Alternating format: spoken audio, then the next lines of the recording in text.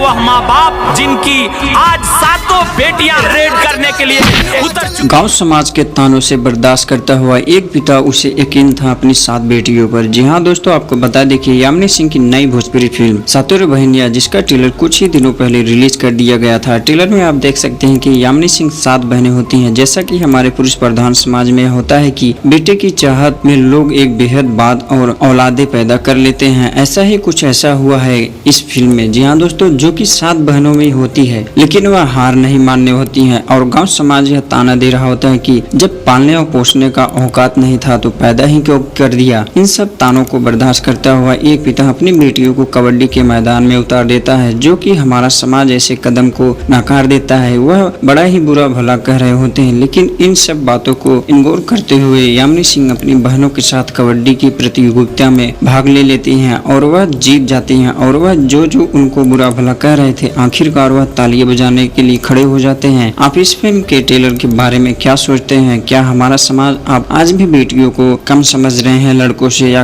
किसी से विरोध कर रहे हैं? ये तो दोस्तों आप कमेंट करके जरूर बताइए कैसे लगा यह ट्रेलर आपको और कैसे बेटियों और लड़कियों को समझा जाता है। और अभी तक इस फिल्म का अनाउंसमेंट नहीं किया गया दोस्तों, जैसे ही किया जाएगा मैं आपको जरूर बता दूंगा। इसके लिए सब्सक्राइब करो, लाइक करो। जय श्री राम।